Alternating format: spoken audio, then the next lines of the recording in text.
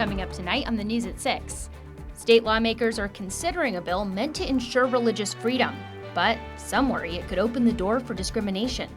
Plus, there was already a need for skilled workers before COVID hit. And some of those skilled jobs are needed closer to home than you might think. From Montana's news leader, this is MTN News at 6. Good evening. Welcome to the news at 6. I'm Marian Davidson. Thanks for joining us. Today, Montana lawmakers heard testimony on a bill that supporters say would ensure the right of religious freedom, but opponents worry it could open the door to discrimination. MTN's Jonathan Ambarian breaks down the debate. The Senate Judiciary Committee held a lengthy hearing Tuesday on Senate Bill 215, sponsored by Republican Senator Carl Glimm of Kyla. The bill is titled as a Religious Freedom Restoration Act, and supporters say a number of states have adopted their own versions in recent years.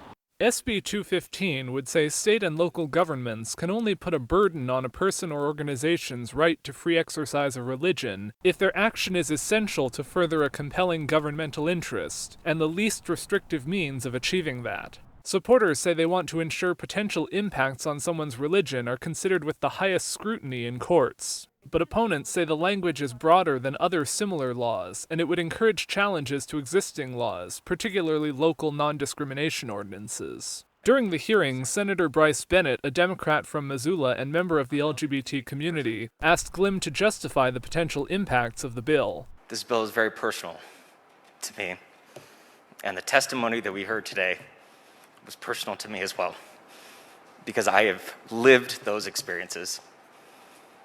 This bill would allow people like me to be denied housing, to be kicked out of restaurants, to be denied health care, to be fired from my job, not because of something that I did, but simply because of who I am.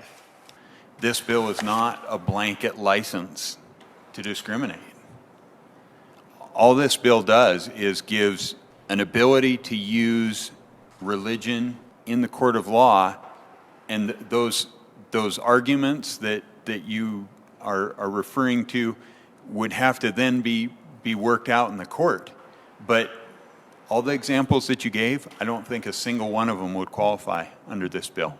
Similar bills have been introduced in previous legislatures, including in 2015, when the bill failed on a tied vote in the House. In Helena, Jonathan Ambarian, MTN News. The committee did not take immediate action on the bill. And the Montana House endorsed a bill meant to let the state resume executions. Today, representatives voted 56-44 in favor of House Bill 244, which would give the state more options for drugs to use in executions. In 2015, a judge ruled the current death penalty procedures did not comply with the state law requiring a drug that works, quote, ultra fast. The drugs that meet that requirement are no longer made available for executions, which means the state is essentially unable to carry out the death penalty without changing the law. Montana currently has 2 prisoners sentenced to death. Now, the bill has to pass a final vote in the House before moving on to the Senate. Last month, the Montana House voted down a bill to ban gender transition medical treatment or surgery for transgender minors in Montana. Today, the sponsor of that bill introduced another similar measure. Republican Representative John Fuller's new bill, House Bill 427, would ban any gender transition surgical procedures in Montana for those under 18.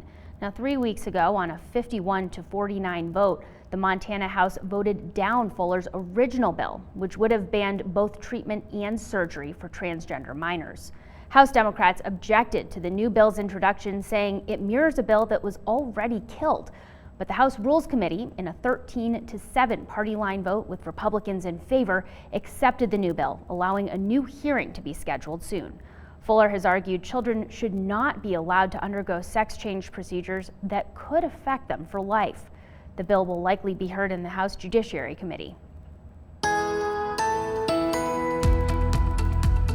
All right, now it's time for First Weather with Chief Meteorologist Curtis Grevinitz. Good evening, Curtis. Good evening, Mary. Good evening, everybody. You know, it's a warm one when even East Glacier gets up to about 25 degrees above zero here. But yeah, nice to be able to see the Two Medicine Bridge and the East Glacier area. We've got more winter weather, though. This in relation to snow. A winter weather advisory has been issued for parts of central and southwestern Montana, including Great Falls and White Sulphur Springs, down through the Bozeman area, including Broadwater County as well. Yeah, white on Wednesday. That's what WOW stands for. We've got a few flakes that will be flying tonight and also for tomorrow. That snow, not tomorrow, but it will blow as the wind really picks up here. Blowing snow certainly will become an issue as we get towards the next several days. And 50, forget about it. Remember what that feels like? Yeah, me either. More of the full forecast coming up. Taking a look at Montana's COVID-19 situation, active cases in the state continue to fall and remain below 3,000. Just over 150 additional COVID-19 cases were reported in Montana today, and currently 96 people are hospitalized with the virus.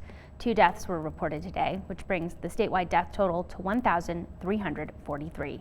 MTN uses a combination of state and local data to report COVID-19 cases and deaths here in Montana. Well, finding not just work, but a career is a top priority for many Montanans right now. And the answer for those looking could be at their local butcher shop. MTN's Andy Curtis has the story. The answer to how to make ends meet during the pandemic might just be meat. There is, like I said, there's a lot of job security, and this is always going to be a vital industry. The meat processing industry has been in need of skilled labor for a while now. It's been for quite some time, and it's been in this whole industry as a whole, not just in Montana even, that there is a shortage of qualified meat cutters. And COVID-19 hasn't done anyone any favors. There was already a need for skilled workers before COVID hit, but then after COVID, lots of consumers are more eager to know where their food comes from, thus they're more likely to buy local. So this has definitely caused an increase in demand among local processing plants. The Miles Community College Meat Processing Program hopes to play a part in meeting that demand. Their one-year program combines online work with paid internships that result in an education that can help the graduates find work anywhere in the country. And this program, which just kicked off this past January, came at the right time during COVID. This has obviously raised some health and food safety concerns amongst consumers. So this program not only provides meat processing plants in Montana a skilled workforce, but also provides the workforce the education regarding safe food handling and humane treatment of animals. So that looks like a trend that could continue once we're on the other side of the pandemic too. But I think when you get into the major metropolitan cities, I think people are probably a little more conscious of where they're coming from. Reporting in Helena, Andy Curtis, MTN News.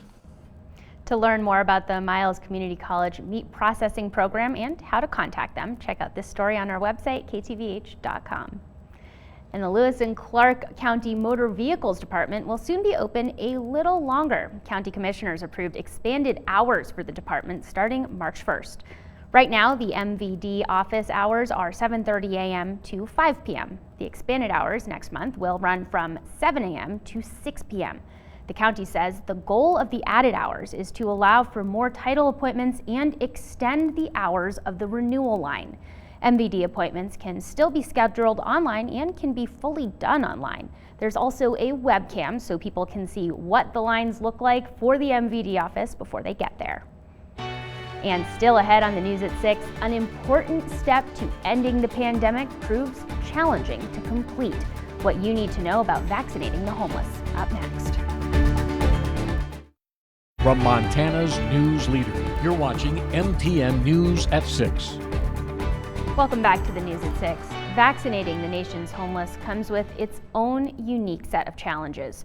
Chris Conti shows us the effort to get vaccines to those living on the street and why it is an important step in ending the pandemic. On any given winter day, on any other year in this country, being homeless would be difficult enough. But in the middle of a pandemic, this has been a winter like none other for those with no place to call home. Homeless populations are always challenged, right? That is Larry Mays. He's with Catholic Charities, a nonprofit which runs homeless shelters nationwide. That was a great shot. That was clean. On this day, Larry, frontline workers in this shelter and members of the homeless community started getting their first dose of the COVID-19 vaccine. Helping each other out, that's all it's about. Yeah. Dolores Waters was among the first in line. I just want to live and be safe.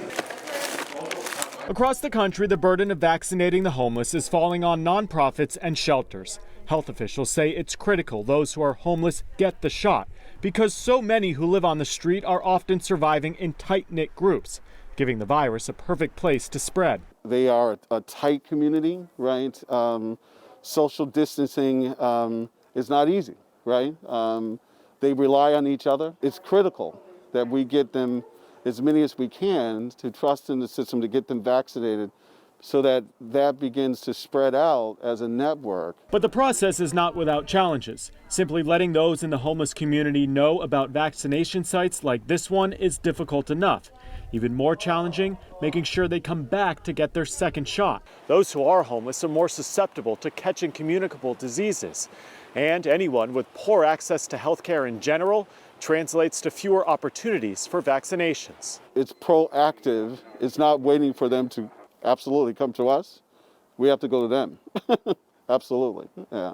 And you have to keep going out. This group and others across the country are relying on networks and nonprofits who have already built up relationships with those who are homeless in an effort to encourage them to come out and get vaccinated. You have to look at it as a supercharged campaign to encourage people to be vaccinated. I feel like it's going to get better now. And if everybody get vaccinated, we can all be out and doing things again. A simple hope shared by people across the country, no matter where they spend the night. In Boston, I'm Chris Conti. All right, now with another look at the weather, here's Chief Meteorologist Grevinitz. Well, snow can be pretty when it falls. It can be pretty after it has fallen. Take a look at this picture that Lisa sent in of what's going on here. Yeah, the snow kind of just falling off of, what do you call those things there? Trellis? Trellis, yes. There was another word that escaped me, but yeah, a little trellis with the snow falling off there. All and more of the forecast coming up right after this. Tracker weather starts now with Chief Meteorologist Curtis Grevinitz. All right, welcome back. Real quick, a pergola. Thank you, Cindy. That word, this sentence, I feel like building a pergola at my house will probably never come out of my mouth besides what I just said right there. But thanks to Lisa for sending that picture in. Hey, how about those temperatures today? Yeah, still some areas into the teens, but teens, 20s, and even a few 30s out there for highs, although a lot of the roads still looking pretty slick. You can see that the Montana Highway Department, Department of Transportation out there continuing to work on some of those roads. The high woods are gone. We've had some snow move in around the Great Falls area off towards the east. 20 degrees right now in Great Falls. Some clouds up on the divide as well. Helena literally freezing. Certainly did feel warm out there today. A little west wind gusting up to about 20 miles per hour. Still is pretty cold. Havre 4 degrees, but at least we're on the right side of zero. Wind chills, all right, Havre at 1 below, 3 below in the Glendive area, but the wind chills, fewer and fewer areas are looking at sub-zero wind chill values. Now, decent parts of central and southern Montana under a winter weather advisory. This going really into tomorrow. We'll have up to about 2 inches in the lower elevations, and mountains could see as much as 5, maybe even 6 inches of snow. Little snow here on the radar right now. We've had a little snow up around Glasgow, in between Glasgow and the Wolf Point area. Up here around Big Sandy and the upper Missouri Breaks, looking at maybe a few flakes of some snow there. The Highwoods picking up some of that snow right now, maybe a few flakes out around Stanford.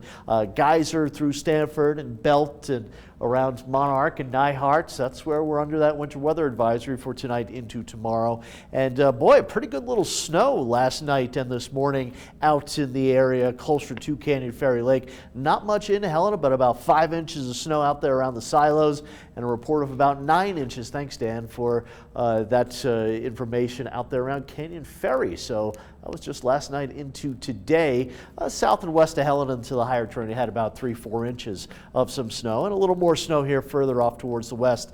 Not widespread snow, but there is snow across a good part of Montana. And also, once again, deep down into the south. Look at that, Texas and Oklahoma and Louisiana and Alabama and Tennessee and Louisiana. And I said that already, in Arkansas, all under a winter storm warning. Now take a look at Helena. Actually, this is Helena, Alabama.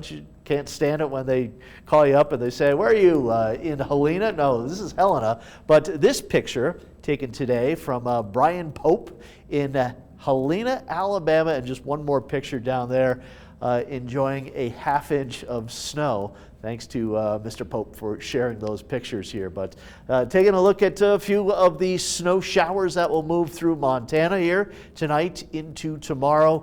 There's some of that snow in some of the lower elevations through the morning hours where that snow will accumulate maybe an inch or two at best, becoming more snow showery into the mountains here. So just a little light snow through tonight into tomorrow. Then that snow moves out tomorrow evening. We're looking at a sunny start to Thursday, followed by a few clouds increasing later on into the day. So snowfall amounts, there you can see into some of the lower elevations, Chouteau County, Fergus County, Judith Basin County, Cascade County, Lewis and Clark County, maybe an inch or two, and the mountains again upwards of about 5 or 6 inches of snow. Here's the forecast for tonight. Areas of light snow and still pretty darn cold out there. Hinsdale down to 2 below, Malta 1 below 0, Lewistown 9 with some light snow showers throughout the night and some light snow increasing around the Helena area. Here's the forecast for tomorrow. A little snow early on, that snow moving out through the afternoon or the evening. A little cooler of a day, teens and 20s. These numbers are still below average. Thursday, a pretty nice day with mostly sunny skies early, mostly cloudy by the afternoon. Friday, a couple of mountain snow showers. Look at this, 30s, even a few spots into the 40s. And then heading into the weekend, wind returning for just about everywhere. Blowing snow likely an issue, even though temperatures getting above the freezing point for many locations. Helena 7-day forecast, so some light snow tonight, tomorrow morning. Then again, a few mountain snow showers Friday, Saturday, and Sunday. Almost 50. Forget about it on Monday. And for Great Falls, a little light snow tomorrow morning. Careful on the roads. And it is windy, and there will be blowing snow this weekend. All right, thanks, Curtis. Coming up, well, I think we can all agree it sure does not look like spring, but it is starting to look like spring football season at Carroll College. Catch up with the Fighting Saints next. From Montana's news leader, you're watching MTN News at 6. Welcome back to the news at 6. Before Montana Tech and Montana Western's football teams opted out of the upcoming spring season, Carroll College held their first day of practices. MTN's Sam Hoyle was there and has the latest from the Fighting Saints. A very happy spring, maybe not spring just yet, but spring football for Carroll College has officially started, though this year things are a bit different. With the Frontier Conference moving fall football to the spring this year, there's a chance for a conference championship on the line for the Fighting Saints, and everyone is excited. Obviously, it's just kind of different, so sometimes you get kind of excited to do something that's a little bit different than what you normally do. This year, obviously, it's just kind of going to be exciting to get back on the field again after not being able to play this fall. Just to be able to play football again is pretty exciting. There's a little bit more of a carrot, at the end of the conference, with the conference championship opportunity there. You have competitive games that mean something. Yeah, so right now it's fall camp to us. Though Mother Nature had some tricks up her sleeve with cold temperatures and flurries of snow the night before the Saints opened up their practices. But for Purcell, it's just part of the changes this year is bringing, and nothing Mother Nature does will spoil the feeling of having a season. It was great to get out here. It's just great to get out here. It doesn't matter if it was, 2 weeks ago it was 40 degrees and whatever, and I think everybody gets a little gun shy when it's a little bit colder out. But, you're playing from cold into warm instead of playing from warm into cold. So it is what it is. The Carroll College Fighting Saints will open up their spring football season on March 20th against the Rocky Mountain College Battling Bears in Billings. Reporting in Helena, Sam Hoyle, MTN Sports. All right, and we'll wrap things up here on the news at 6 when we come back. From Montana's news leader, you're watching MTN News at 6.